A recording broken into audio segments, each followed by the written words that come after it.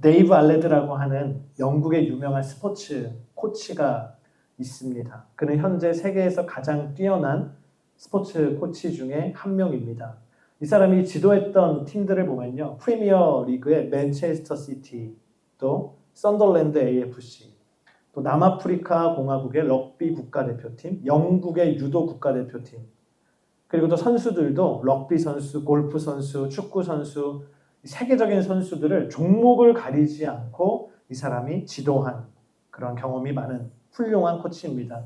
이 사람이 얼마나 훌륭한 코치인지 영국의 이 스포츠 스타들은 명예의 전당이라는 게 있지 않습니까? 홀 오브 페임이라는 게 있는데 얼마 전에도 막 사람들이 손흥민이 홀 오브 페임에 가기를 막 소망하고 막 그랬었는데요. 이 사람이 영국 코칭 명예의 전당에 등록이 된 사람입니다. 그리고 얼마나 코칭을 잘하는지 영국에서 코칭으로 훈장까지 나라에서 받은 사람이 바로 이 데이브 알레드라고 하는 사람입니다.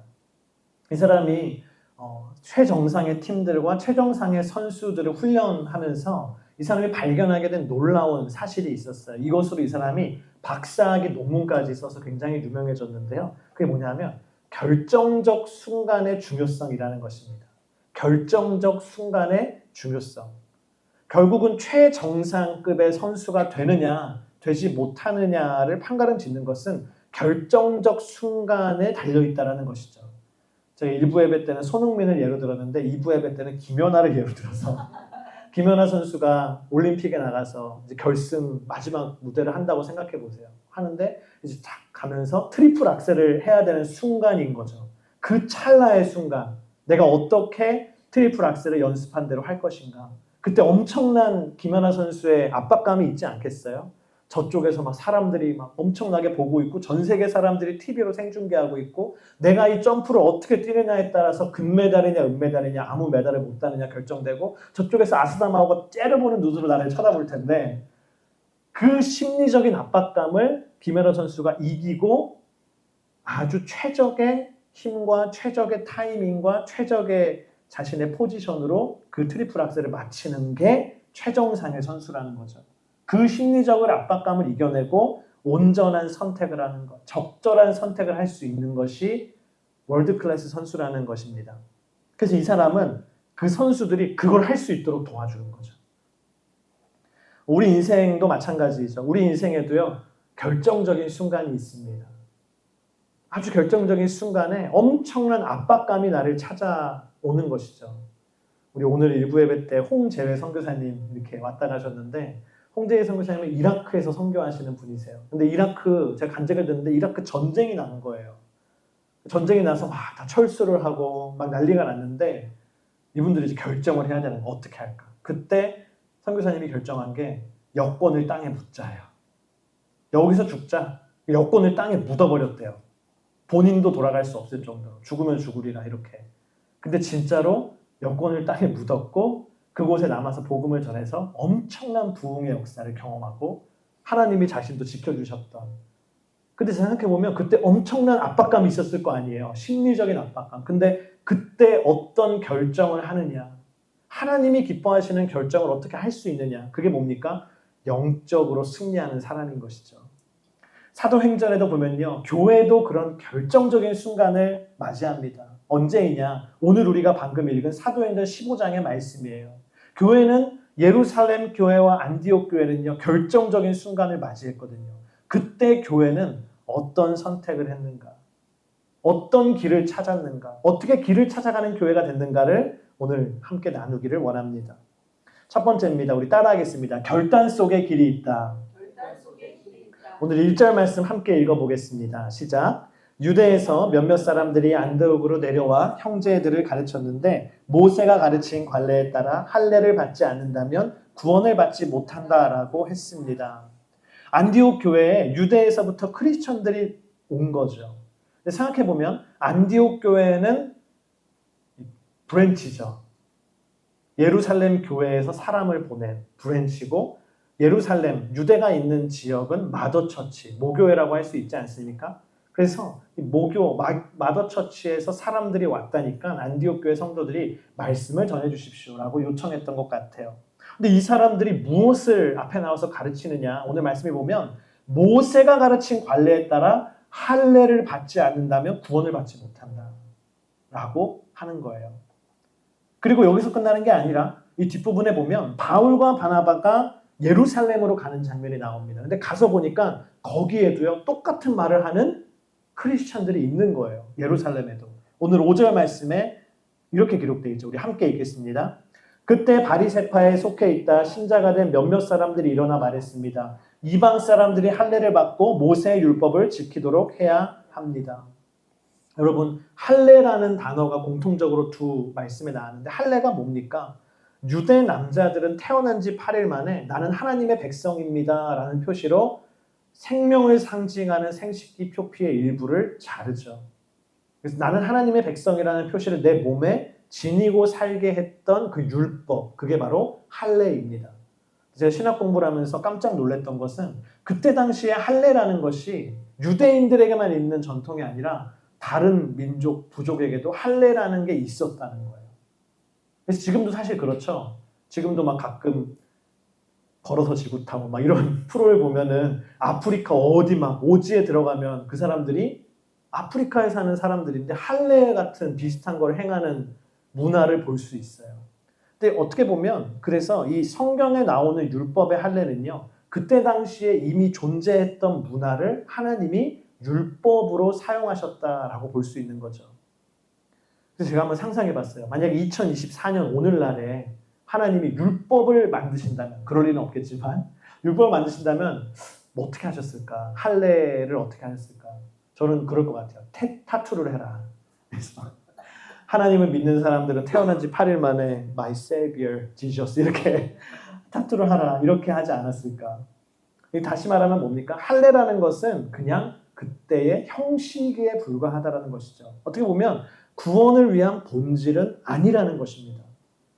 그런데 유대인들이 점점 착각을 하게 되는 것이죠. 할례를 받으면 구원을 얻는다. 할례가 구원의 조건이다라고 생각하게 됐습니다. 그래서 초대교회 안에도 이 사람들이 분명히 예수 그리스도의 복음을 들었거든요. 예수님, 하나님의 아들이신 예수님이 이 땅에 오셔서 너의 죄를 위해서 십자가에서 죽으셨다.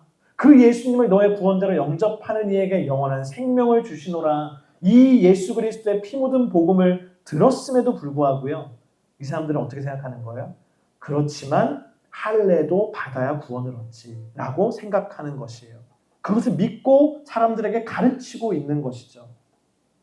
그래서 초대교회 안에도 그렇게 주장하는 사람들이 있었고 그 사람들이 안디옥 교회에 가서도 그렇게 사람들에게 가르치고 했던 것입니다. 잘못된 복음을 믿고 주장했던 거예요. 저는 말씀을 묵상하면서 전에는 이 말씀을 읽을 때 그렇게 생각했어요. 아, 잘못된 복음을 믿고 있구나. 끝. 잘못됐지. 근데 제가 말씀을 묵상하는데 이런 생각이 드는 거예요. 왜 그 유대인들은 잘못된 복음을 믿게 됐을까? 왜 복음을 듣고도 그런 생각을 하게 됐을까? 이유는 간단하죠. 그들이 결단해야 하는 순간에 결단하지 못했기 때문입니다. 이사 시즌이죠. 많은 분들이 이사를 하시고 계시고 이사를 하셨잖아요. 저도 얼마 전에 이사를 했어요. 이제 뉴저지에서 짐을 싸면서 제가 깜짝 놀란 게 있어요. 뭐냐면 제 짐이 많은 거예요. 네. 저는 제 짐이 없는 줄 알았거든요. 별로. 나는 뭐 맥시멈 짐을 갖는 사람 아니지. 난 짐 별로 없지 생각했는데 짐을 싸다 보니까 제 짐이 많더라고요. 엄청. 더 깜짝 놀란 건 뭐냐면 교회에 가니까 교회 사무실에 방 하나가 다 제 짐인 거예요. 박스를 싸도 계속 제 물건이 있는 거예요. 그래서 제가 굉장히 놀랐어요. 내 짐이 이렇게 많았구나. 생각했어요. 왜 이렇게 짐이 많아졌을까 생각하니까요. 뉴저지에 8년 동안 살면서 안 버린 거예요. 그 버리는 순간에 내가 버렸어야 되는데 언젠가 쓸모가 있을 거 하고 4년, 5년 그냥 묵혀놓은 짐들이 너무나 많았던 거죠. 얼마나 많이 갖다 버렸는지 몰라요. 그리고 달라스에 와서 또 깨달았어요. 제 짐을 또 푸는데 여전히 짐이 많은 거예요. 덜 버렸구나. 아이고 버리고 올걸. 바보같이 이걸 내가 갖고 온 게 너무 많구나. 아직도 제 옷장에 박스채로 들어있어요. 여러분 버려야 하는 순간에 결단하지 못해서 버리지 못하면 그게 뭐가 돼요? 짐이 되는 겁니다. 버려야 할 순간에 버려야 되는 거예요. 오늘 말씀에 나오는 유대인들도 마찬가지예요. 그들은요, 평생 할례와 율법에 구원이 있다고 믿고 산 사람들입니다. 유대인들이 그것을 버리는 게 쉬운 일이 아니에요. 그래서 그들은 예수 그리스도의 복음을 들었지만 율법을 이제 복음을 들었으니까 이제 여기에는 구원이 없다라는 걸 알고 내려놔야 되는데 못 내려놓고 못 버리는 거죠. 그래서 결국 어떻게 됩니까? 예수 그리스도의 복음은 한 손에, 나머지 한 손에는 율법을 들고 있는 거예요. 그래서 잘못된 복음이 되어버리는 것입니다. 결단해야 하는 순간에 결단하지 못한 것입니다. 사진을 보시면 한 여인이 데이트를 하고 있어요. 남자가 여자에게 이렇게 얘기해요. 우리 뭐 먹을까? 그러자 자매가 이렇게 대답해요. 아무거나. 당신이 먹고 싶은 거. 여러분은 어느 편이신가요? 네. 어떤 대사를 하는 편인가요? 네. 저는 주로 아무거나 먹고 싶은 거 먹어. 이렇게 얘기하는 편인데 저는 그런 생각을 늘 하면서도 그런 말을 하면서 제가 어떻게 스스로 생각했냐면 나는 정말 배려가 많은 사람이다라고 생각했어요. 왜냐하면 나는 나 먹고 싶은 거 안 먹고 먹고 싶은 거 먹으라고 이렇게 늘 사람들에게 이렇게 권유하니까 나는 다 잘 먹는다고 얘기하니까 나는 굉장히 배려가 많은 사람이야. 어느 날 제가 책을 읽는데 이 얘기가 나오는 거예요. 왜 사람들이 아무거나 너 먹고 싶은 거 먹으라고 선택을 양보할까? 근데 그 심리학자가 뭐라고 하냐면 그 선택을 양보하는 심리의 바탕에는요, 불안감이 있대요. 불안감. 어떤 불안감입니까? 내가 이거를 먹자고 했는데 맛이 없었을 때, 잘못된 선택이었을 때 나에게 돌아올 비난에 대한 불안감. 우리가 말은 안 해도 약간 약간 이러면서 약간 뭔가가 전해지잖아요. 그 불안감 때문에 선택을 못 하는 거죠. 그러면서 어떻게 해요? 당신 먹고 싶은 거 먹어. 그대 먹고 싶은 거 드십시오. 선택을 양보해요. 젠틀하게. 그럼 그 사람이 선택을 하잖아요. 그 사람이 선택을 해서 음식이 나왔어요. 먹었어요. 맛있었어요. 그럼 난 어때요? 한 20, 30% 정도 내 공이 있죠. 내가 너에게 양보했지 않느냐, 선택을. 나의 선택은 탁월했다. 근데 만약에 맛이 없었어요. 그럼 누가 나를 비난하나요? 아무도 못합니다. 그러니까 우리는 안전빵인 거예요. 그게 전문 용어로. 그래서 먼저 어떻게 해요? 당신 먹고 싶은 거 먹어. 그대가 먹고 싶은 거 먹어. 그러나 여러분, 우리 이걸 통해 깨달아야 돼요. 우리가 무언가를 선택할 때 이 세상에서는요. 무언가를 선택할 때 무언가를 잃어버리지 않는 선택은 없는 겁니다. 한 가지를 선택하면 한 가지는 반드시 내려놓아야 되는 겁니다. 이걸 전문 용어로 기회비용이라고 하죠. 기회비용은 항상 존재하는 것이에요. 오늘 이 사도행전 말씀에 나오는 유대인들이 그랬던 거예요. 이 사람들은 복음을 취했어요. 그런데 복음을 취했으면 율법을 버려야 되는데 기회비용을 치르기 싫은 거예요. 그래서 어떡합니까? 복음도 한 손에 율법도 한 손에. 그래서 두 가지가 짬뽕이 된 기괴한 교리를 낳게 됐던 것입니다. 여러분, 결단을 해야 하는 순간에는요, 결단을 해야 됩니다. 성경도 그걸 얘기하지 않습니까? 제가 지난주에 아이들과 함께 집에서 너무 이제 시간들을 많이 보내게 되니까 하다 이제 그래, 너네 뭐 노래할래? 기타를 들고 찬양하자, 신청곡 막 이러면서 막 찬양하는데 뭘 하게 됐냐면 천국은 마치라고 하는 명곡이 있죠. 여러분 아시나요? 천국은 마치? 천국은 마치 밭에 감추인 보화 땅속에 묻힌 아무도 모르는 보석. 율동도 해야 되나요 이거? 네. 이 어린이 찬양이 있거든요. 근데 이 찬양의 뒷부분의 가사가요. 제가 이번에 부르는데 너무 와닿는 거예요. 뭐냐면 그 보석 발견한 사람은 기뻐 뛰며 집에 돌아가. 그 다음이 하이라이트예요. 집 팔고 땅 팔고 냉장고 팔아. 기어이 그 밭을 사고 말 거야. 와, 제가 냉장고까지 파는구나. 와, 찬양을 제가 부르면서 너무 은혜가 되는 거예요. 근데 왜 그래요? 여기서 나오는 집 팔고 땅 팔고 냉장고 팔아. 이게 뭐예요? 기회비용이에요. 기회비용. 어느 밭에 보화가 숨겨져 있는 걸 알고는 야, 이 보석을 내가 갖기 위해서는 집 팔고 땅 팔고 냉장고 팔아서 이 밭을 사야 된다라는 당연한 투자 가치죠. 그러나 이것을 잃어버린다 할지라도, 이거 팔아버린다 할지라도 그럴 수 있는 거죠. 왜? 여기 보석이 있기 때문에. 예수님이 그 얘기를 왜 이 비유를 하셨어요? 천국은 이런 거라는 거죠. 천국을 내가 얻기 위해서는, 천국을 붙잡기 위해서는, 천국에 가기 위해서는 어떤 것도 다 버릴 수 있어야 된다. 어떤 것도 다 기회비용으로 처리할 수 있어야 된다라는 것을 예수님이, 천국은 그런 가치가 있다라는 것을 말씀하셨어요. 파스칼이라고 하는 사람을 아시나요? 우리는 수학자 파스칼, 철학 또한 파스칼로 알고 있죠. 파스칼이요, 도박에 대한 연구를 했어요. 그러면서 뭐라고 하냐면요, 세상에서 가장 많은 도박 중에 가장 할 만한 도박, 투자 가치가 가장 높은 도박은 뭐냐? 예수를 믿는 것이다. 왜요? 예수 믿으면 고생하죠. 수고하죠. 애쓰고 있죠. 그러나 예수를 믿어서 내가 헌신하고 한 게 있지만, 예수를 믿어서 내가 드린 게 있지만, 만약에 내가 죽었는데 천국이 없어요. 그러면은 그 앞에 내가 드렸던 인생의 부분들은 잃어버리는 거죠. 그래서 천국이 있어요. 그럼 뭐예요? 영원한 생명을 얻는 거예요. 할 만한 도박은 뭐냐면요, 투자한 것에 비해서 얻는 것이 클 때 하는 거거든요. 투자 가치가. 그래서 로또는 할 만하지 않은 거죠. 그러나 파스칼이 얘기하는 거예요. 천국을 믿는 건 얻을 수 있는 게 엄청난 가치가 있기 때문에 누구나 해야 되는 도박이다, 이거는. 기회비용이란 건 그런 것입니다.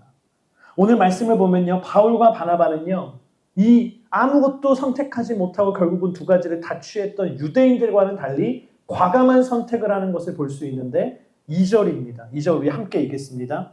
이 말로 인해 바울과 바나바는 그들과 적지 않은 충돌과 논쟁을 벌였습니다. 여기까지 읽겠습니다. 바울과 바나바가요, 그 유대인들과 적지 않은 충돌을 벌였는데, 이 충돌이라고 하는 말을 헬라어 원어 스타시스라는 말을 보면요, 폭동 반란이라는 의미예요.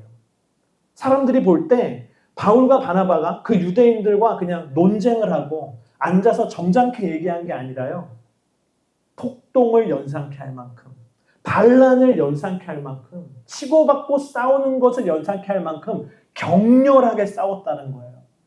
저는 한번 상상해 봤어요. 이 싸움을 한 바나바.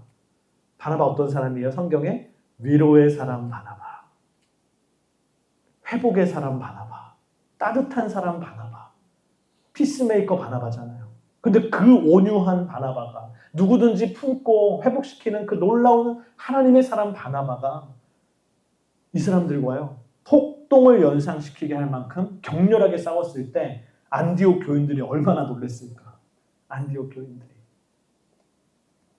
바울과 바나바는요, 자신의 이미지를 생각한 게 아니에요. 사람들이 나를 어떻게 바라볼까, 그런 거를 다 포기했어요. 그리고 뭘 선택했습니까? 진리를 선택했어요. 진리를 지키는 것을 선택했어요. 여러분, 진리를 향한 결단이란 것은 그런 것인 줄 믿습니다. 성경에 리더십이 뛰어난 수많은 사람들이 나오는데 그 중에 한 명이 바로 여호수아입니다. 여호수아. 저는 교회를 개척하면서 여호수아 생각을 되게 많이 해요. 좌로도 우로도 치우치지 않는 여호수아의 리더십. 근데 여러분, 성경에 보면 여호수아가 언제 가장 놀라운 리더십을 발휘하는가, 그가 기가 막힌 전략을 사람들 앞에 딱 내놓았을 때가 아니더라고요. 불가능해 보이는 전쟁을 승리로 이끌었을 때가 아니더라고요. 가나안 땅을 다 정복한 이후에 그 땅을 모든 지파들에게 공평하게 나누어 주었을 때가 아니더라고요. 성경에 보면 여호수아가 가장 놀라운 리더십을 보여줄 때는요, 그들을, 이스라엘 백성들을 모아놓고 세겜 땅에 모아놓고 그들에게 영적인 결단을 촉구할 때였어요. 그 말씀이 바로 여호수아 24장 15절인데 우리 함께 이 말씀을 읽도록 하겠습니다. 그러나 만약 너희 마음에 여호와를 섬기는 일이 내키지 않으면 그때는 너희 스스로 누구들 섬길지, 너희 조상들이 강 건너에서 섬겼던 신들이든지 지금 너희가 살고 있는 이 땅의 아모리 사람들의 신들이든 오늘 선택하라. 나와 내 집은 여호와를 섬길 것이다. 아멘. 우리 성도님들의 가정에 가면 항상 이 말씀이 있죠. 나와 내 집은 여호와를 섬길 것이다. 근데 이게 무슨 말씀이에요? 여호수아가 이스라엘 백성들에게 결단을 촉구한 말씀이에요. 너희들이 가나안 땅의 이방신들을 섬기든지 하나님을 섬기든지 둘 중에 하나만 해라. 하나를 선택하면 하나를 버리라. 나는 여호와를 섬기겠다. 나와 내 집은 여호와를 섬기고 이 세상의 우상들은 다 버리겠다. 너희는 무엇을 선택할 거냐? 결단을 촉구하는 메시지였죠. 이게 가장 뛰어난 여호수아의 리더십이었습니다. 여러분, 오늘 하나님도 우리에게 결단을 촉구하시는 줄 믿습니다. 하나님이요, 오늘 당신한테 물어보시는 것입니다. 당신이 선택해야 할 것은 무엇입니까? 무엇을 버려야 되고 무엇을 취해야 하는 것입니까? 하나님은요, 오늘 그 선택의 기로에 있는 그대가 하나님이 기뻐하시는 결단을 하시기를 간절히 원하십니다. 오늘 이 자리 가운데 예수 그리스도를 내 삶의 주인으로 아직 모시지 못한 분이 계십니까? 결단을 해야 될 때예요. 예수 그리스도를 영접하는 결단이 있기를 축복해요. 오늘 내 삶의 주인으로 예수 그리스도를 영접하였지만 나도 모르게 여전히 한 손에는 우상을 붙들고 있는 사람이 있습니까? 그렇다면 주님은 원하시는 거예요. 그 우상을 버리라. 그 우상을 내려놓으라. 하나님은 원하시는 것입니다. 기도의 결단, 드림의 결단, 헌신의 결단을 하지 못하는 이에게 하나님은 결단하라고 말씀하시는 줄을 믿습니다. 우리 다시 한번 따라할까요? 결단 속에 길이 있습니다. 길이 있습니다. 우리 두 번째, 우리 따라합시다. 연합 속에 길이 있습니다. 바울과 바나바가 이 거짓된 진리 앞에서 참된 진리를 지키기 위해서 사실은 굉장히 간단한 방법을 선택할 수 있었어요. 그건 뭐냐면요, 갈라서는 거예요. 안디옥에서 예루살렘에서 올라온 사람들을 만나보니까 예루살렘에서 올라온 크리스찬들은 잘못된 진리를 믿고 있네. 그 마음이 있잖아요. 또 예루살렘에 가봤더니 진짜 그런 사람들이 수두룩하게 있는 것을 보게 된 거죠. 그럼 어떻게 하면 돼요? 예루살렘은 글렀어. 말이 안 통해. 잘못된 거짓된 진리에 빠졌어. 갈라서자. 오늘부터 예루살렘 교회와 안디옥 교회는 각자 다른 길을 가자. 갈라서면 되는 거거든요. 그러면 내 진리를요 지킬 수 있어요. 그 외국에 있는 크리스천들이 과거에 한국 교회를 보면서 깜짝 놀란 사실이 두 가지가 있다고요. 첫 번째는 폭발적인 성장. 어떻게 이렇게 선교 역사가 몇 년 되지 않는 나라에서 이렇게 놀라운 성장이 있을까? 두 번째는 왜 놀라는지 아세요? 어떻게 이렇게 많이 갈라졌을까? 막 교파는 갈라질 수 있어요.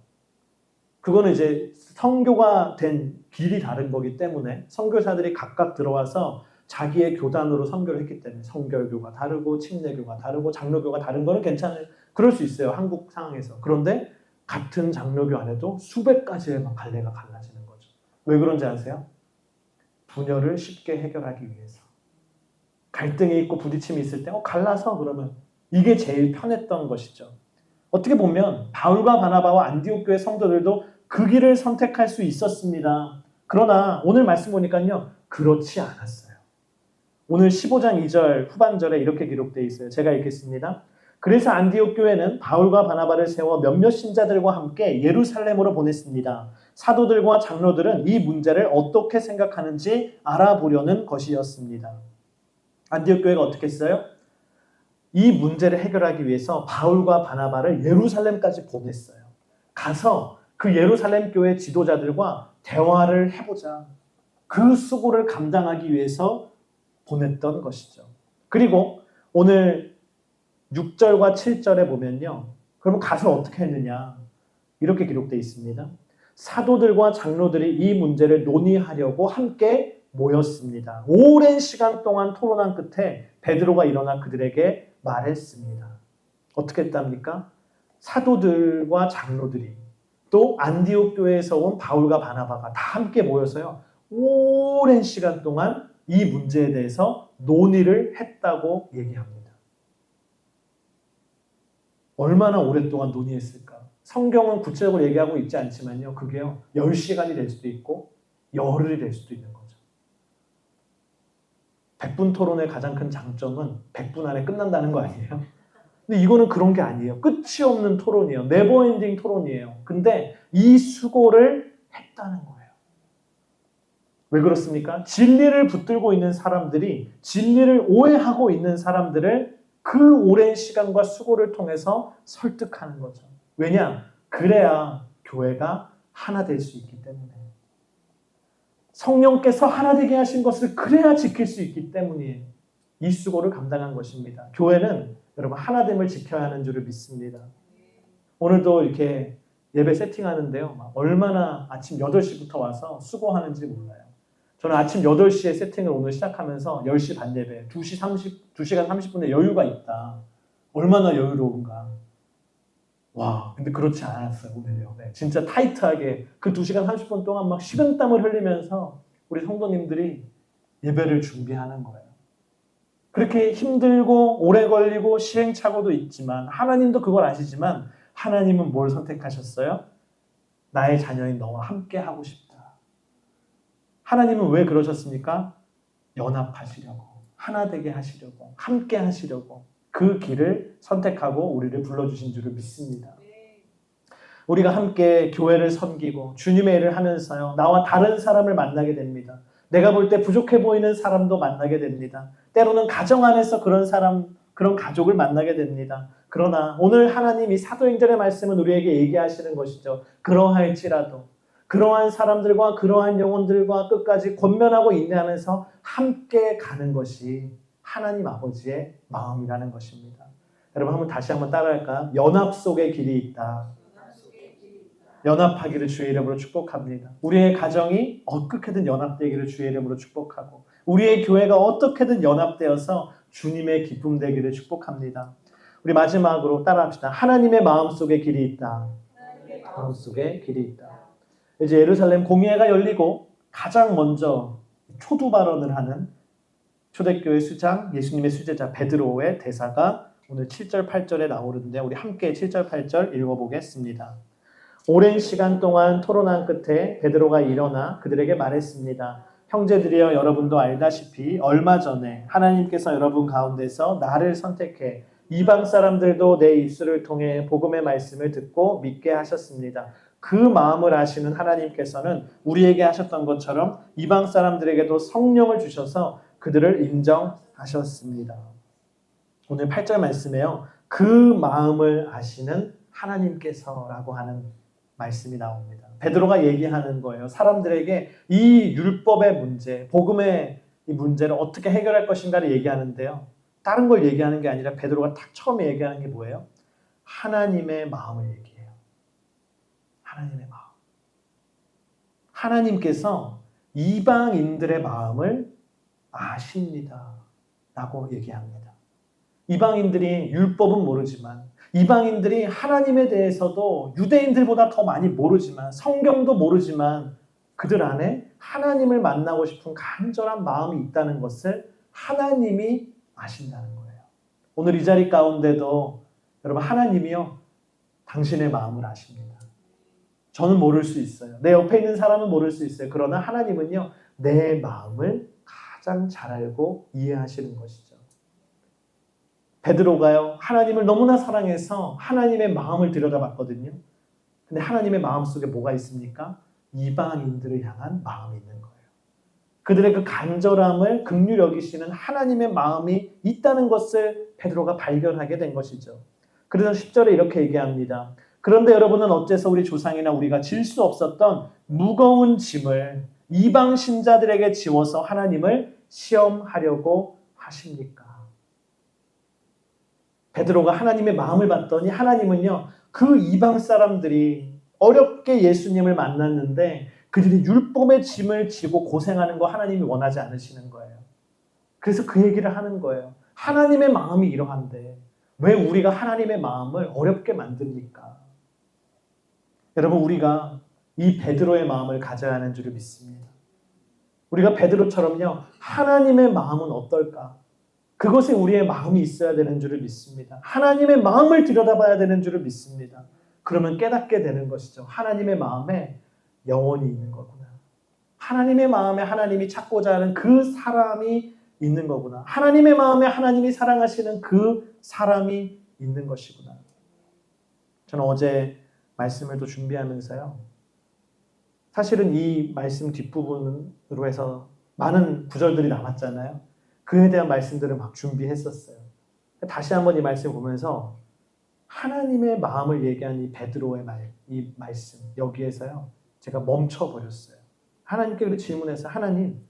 하나님의 마음을 베드로는 들여다봤는데 저도 하나님의 마음을 좀 보고 싶어요. 하나님의 마음에는 뭐가 있어요? 뭐가 있습니까? 무엇이 있습니까? 제가 이렇게 기도하는데 하나님이 생각나게 하신 것이 우리 인투교회 성도들이더라고요. 네. 인투교회 성도들이 하나님의 마음에 우리 인투교회 성도들이 있구나. 저희가 이렇게 등록하신 성도님들은 카톡방이 있거든요. 그래서 단체 카톡방이 있는데 그 방에 제가 이제 들어가서 한 분 한 분 이제 리스트가 나오잖아요. 그러니까 28분이 계시더라고요. 그 28분의 이름과 딱 보면서 하나님의 마음에 이분들이 있구나. 이 사람들이 있구나. 그럼 제가 그 한 분 한 분을 보면서 그분을 생각하면서 기도를 했어요. 기도하기 시작했어요. 근데 기도하면서 하나님 이분은 이런 상황이죠. 이런 은혜가 필요하고 이런 도움이 필요하죠. 이런 걸로 너무 고생하고 있죠. 하나님이 이렇게 도와주셔야죠. 막 기도를 하는데 제 마음에 좀 회개가 되는 거예요. 하나님께. 좀 죄송한 마음이 드는 거예요. 왜냐하면 막 개척을 하고 우리가 막 시작한 다음에는 정신이 없으니까 제가 내가 성도들을 위해서 많이 기도하지 못했구나. 내가 기도해야 되는구나. 이게 하나님이 내게 원하시는 거구나 라는 생각이 밀려오는 것이죠. 여러분 축복합니다. 하나님의 마음에 당신이 있대요. 하나님의 마음에 그대가 있답니다. 얼마나 감사하고 얼마나 좋습니까? 우리가요 그 베드로의 마음처럼 하나님의 마음을 들여다봐야 되는 것이죠. 그러면요 하나님이요 분명히 생각나게 하시는 영혼이 있을 거예요. 하나님이 알려주실 거예요. 내 마음속에 이 영혼이 있다. 네, 그 영혼을 하나님께로 인도하기를 주의 이름으로 축복합니다. 그 영혼을 주님의 길로 인도하기를 주의 이름으로 축복합니다. 그게 뭡니까? 그게 사실은요 오늘 예루살렘 교회에 모여서 사도들과 장로들과 성도들이 결정한 거예요. 그들은 단순하게 복음과 율법을 놓고 율법은 아니고 복음이지 라고 선택한 게 아니라 그들이 선택한 건 뭡니까? 하나님의 마음속에 있는 이방인 영혼들이었습니다. 그 영혼을 품는 그 동일한 결정을 하는 저와 여러분 되기를 축복합니다. 우리 이 시간 함께 찬양하기를 원하는데요.